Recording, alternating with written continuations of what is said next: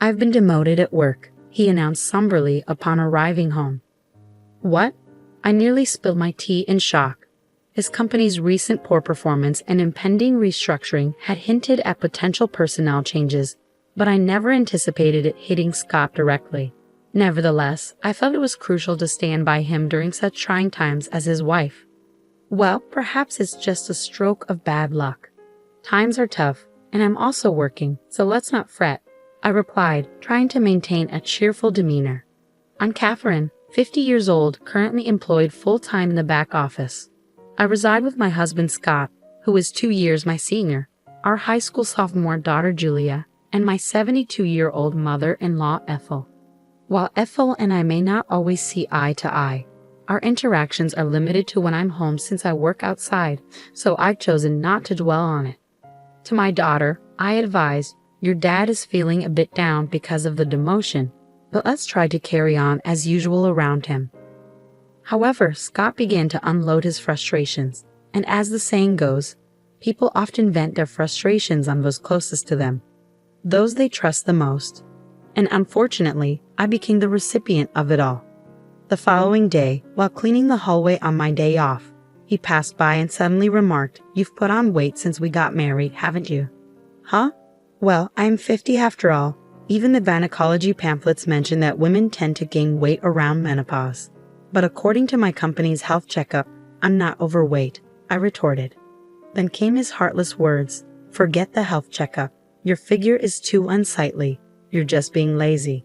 If you're overweight, I'm embarrassed to be seen with you and your barrel-like figure." His sudden cruelty left me speechless, and as he added, "ugly," before retreating to his room and locking the door, I was left bewildered. What? What's happening all of a sudden? I pinched my own side in disbelief.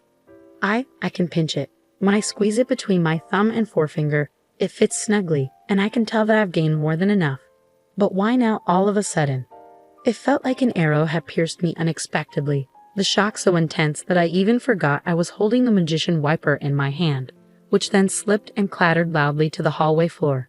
From that day onward, Scott's treatment of me grew increasingly harsh.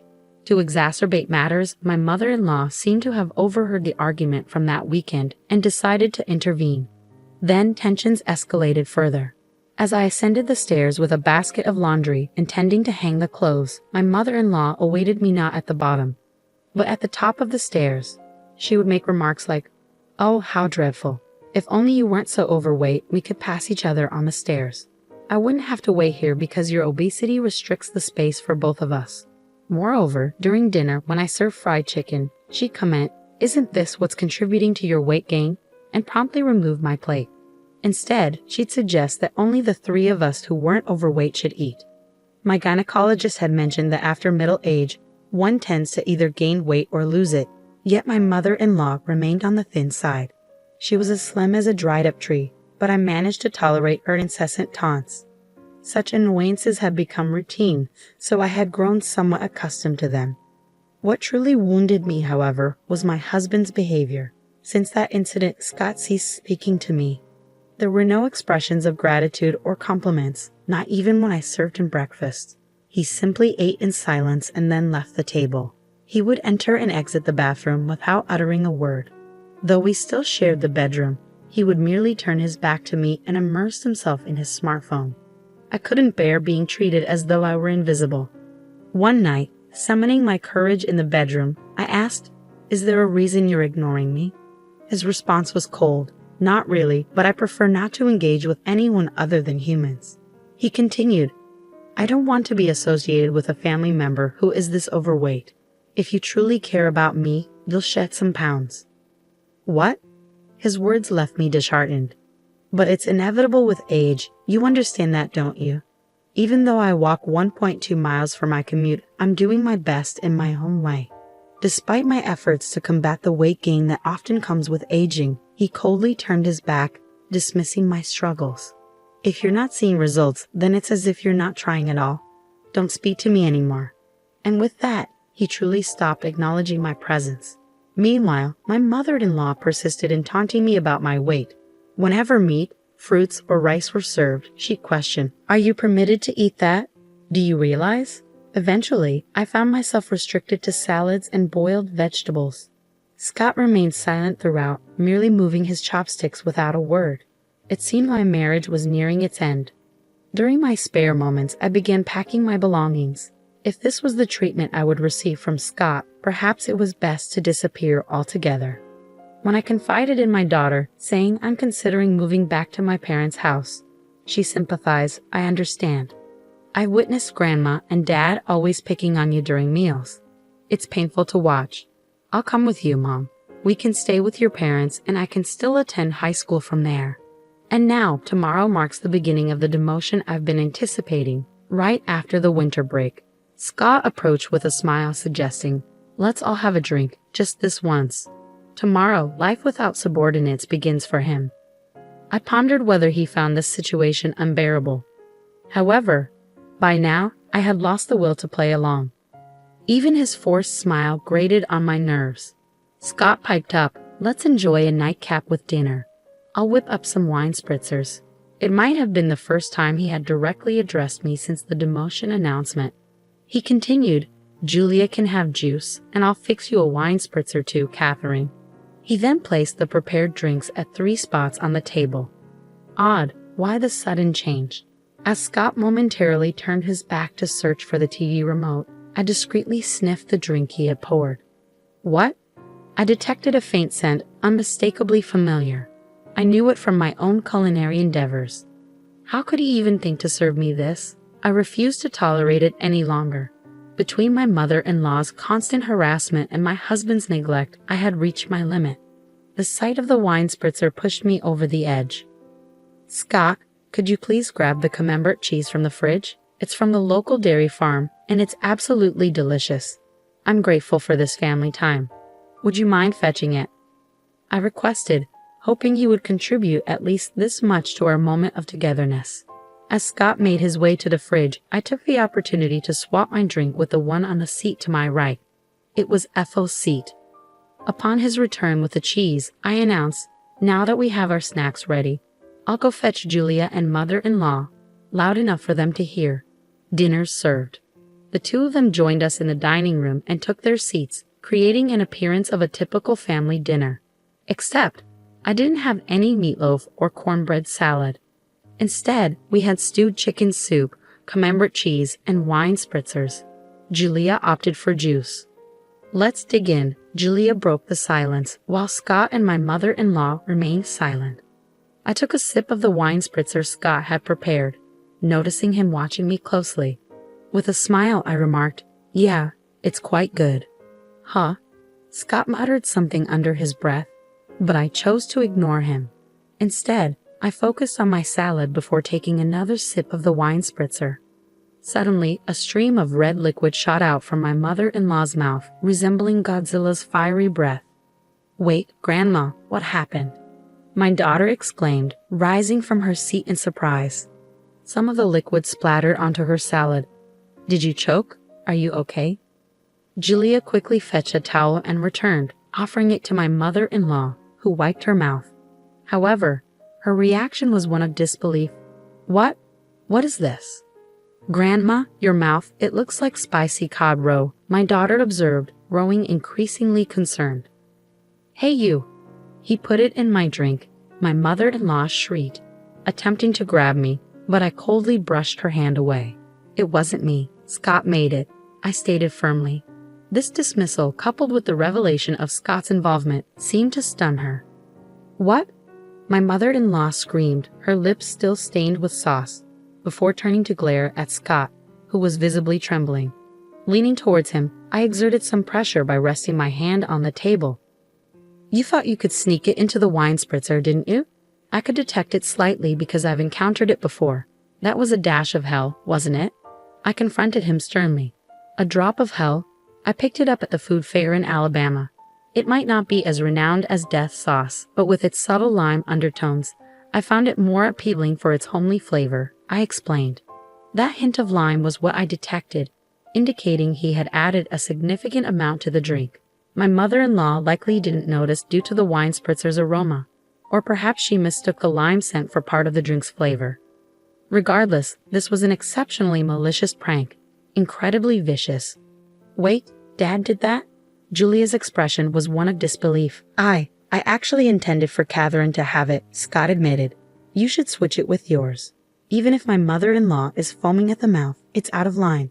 Just because she realized it was meant for me, she wants to pass it off to me. I'm not touching that dangerous concoction, I asserted in a hushed tone, maintaining pressure on Scott. And then I confronted him. Explain why on earth you thought pulling such a stunt was acceptable, I recounted. You were putting on weight, and spicy food can boost metabolism. So I figured I'd give it a try, Scott reasoned. Pathetic. What a lame excuse, I scoffed. Did he truly believe such an explanation would suffice? It was utterly embarrassing. Under pressure, my husband hesitated, shifting his chair back slightly. I'm not crazy. This is a legitimate reason to support your diet. Here, swap your cup with mine and have a taste. I made it for you, he urged. Closing in, I saw him retreat. What are you implying? As the one who prepared it, you should be the one to sample it. Come on. Rising from my seat, I grabbed the cup containing the fiery concoction meant for my mother-in-law and tossed it in front of my husband. Setting it aside, I closed the gap once more. After ignoring me and treating me like I'm invisible for so long, did you honestly expect me to drink something you claimed to make with a smile out of the blue? Did that not occur to you in your empty head? Isn't it all too childish? Come on, taste it as the one who brewed it. Take some responsibility, I asserted, slamming the table. At the sound, my husband, perhaps hoping to evade further confrontation, rose from his chair and stepped back. Amidst the tense silence, a soft voice broke through. Both my husband and I turned to the source. It was our daughter, Julia. She began to speak, her words sounding strained as if she were forcing them out. Taking out your frustration on Mom, who supports you the most when work gets tough, and subjecting her to repeated cruel treatment. It's like a childish prank. I might not be supposed to say this to my parents, but it's too immature and unbearable to witness. Our daughter stood up, addressing her father directly. Is it wrong to struggle with weight? Mom wakes up early, walks to work, and even packs her own lunch. So it's not fair to say she's not making an effort, she continued, turning to face her grandmother. And you going along with it, taking away Mom's dinner like the fried chicken incident. What Grandma is doing is reminiscent of high school drama. It's embarrassing, she remarked firmly. At these words, a flustered Ethel began to offer a confused excuse. That's not it. I'm just concerned about Julia's mom not gaining any more weight. I want her to feel positively about herself in front of her granddaughter. Besides, Ethel, like Julia, is also struggling with weight. But Julia remained resolute. Compassion is about understanding and supporting the other person. It pained me to see Mom's dinner taken away, especially when she looked so upset. That's not compassion. Mom hasn't had any health issues in her checkups, yet taking away her food is just plain mean. Ethel fell silent, and it appeared Julia was finished addressing her for the time being. She turned her attention back to her father. Mom goes to the gynecologist regularly and stays active, yet Dad just brushes her aside because she's gained a bit of weight. What's up with that? His indifference creates such tension in the house. Can't you see it? Even Colonel Sanders and Aunt Stella from the cookie ads are on the plump side. Ever heard of happy weight? If Mom becomes a lovely grandmother like Aunt Stella as she gets older, I'd be overjoyed. When I have kids and she's a grandma, wouldn't it be wonderful to say, Mom, you've reached some happy weight, and share a laugh? That's my dream. Please don't ruin it for me, she stated matter-of-factly, her gaze icy. Despite their blunt delivery, her words warmed my heart like hot milk with cookies. It was pitiful to witness a father admonished by his own daughter. And one more thing, she addressed her father directly. If you're going to disregard someone because of weight gain from aging, remember, with your receding hairline, you could easily be overlooked yourself. The tension in the room was palpable. Her sharp words left a chill in the air, making the living room feel as cold as ice. It seemed she had said all she needed to. Afterward, she turned to me. That's enough, Mom. It's time to let it go. It'll be better for you. Her words caught me off guard. Let it go. Yes, I should let it go.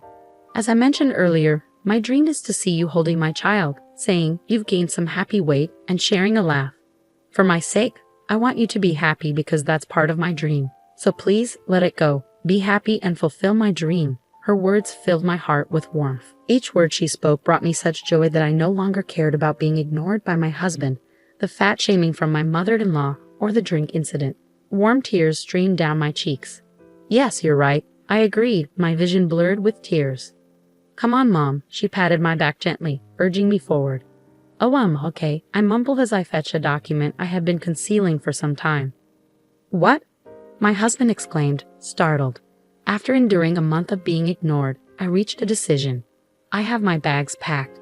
Let's go our separate ways, I declared, presenting the divorce papers with only my name written on them. I just wanted you to lose some weight. If you had slimmed down as I asked, I would have been satisfied. It wasn't until Julia pointed it out that I realized it was venting. But since you didn't shed any pounds, I thought I'd torment you further. I didn't mean for it to. I didn't expect this outcome, my husband confessed, panic creeping into his voice. Those who fail to notice until things escalated are the ones acting incredibly immature, Julia retorted sharply. Living without her beloved granddaughter is no laughing matter for my mother-in-law. Ethel interjected softly, her voice as gentle as stroking a cat. Julia, dear, you wouldn't want to keep living with us, your grandmothers. Julia shut down Ethel's plea with a firm refusal. I decline. I no longer wish to share the same space as people who behave like middle schoolers. Wait, okay, hold on. I understand. I'll taste it, as you suggest. I'll take responsibility as the one who prepared it, Scott conceded, picking up the glass before him and downing its contents in one gulp. Scott, much like Ethel earlier, ejects a stream of the red liquid from his mouth, leaving him with a set of lobster-like lips. There, see. I took responsibility, didn't I, Julia? Scott proudly declares.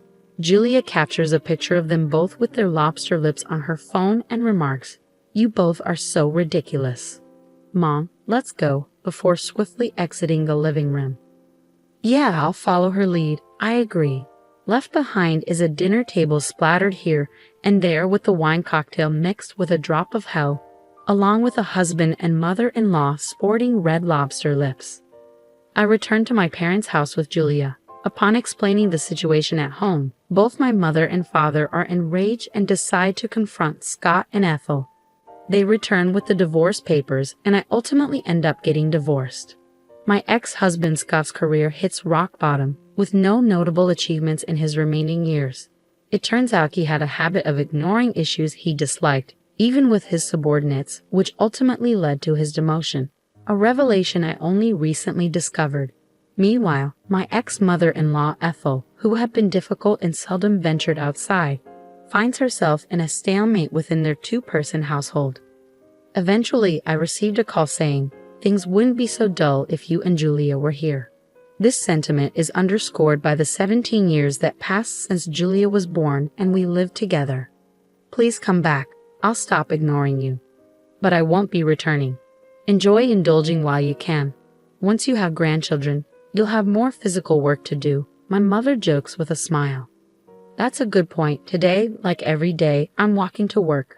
Along the way, my boss drives by and stops the car, offering, "Need a ride?" "No, thank you. I'm sticking to my diet." "Just get in, Catherine," he insists. "I found a new boyfriend," I announce proudly. Both of us have experienced divorce, which has strengthened our bond and mutual understanding.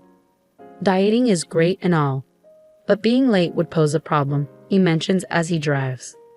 "I've never been late before," I retort, puffing up my cheeks defensively. He glances at me and gently pokes my puffed-up cheek with his finger. "Give me the time you saved by riding in the car today for our conversation," he says with a playful smile, ever the chatty boyfriend.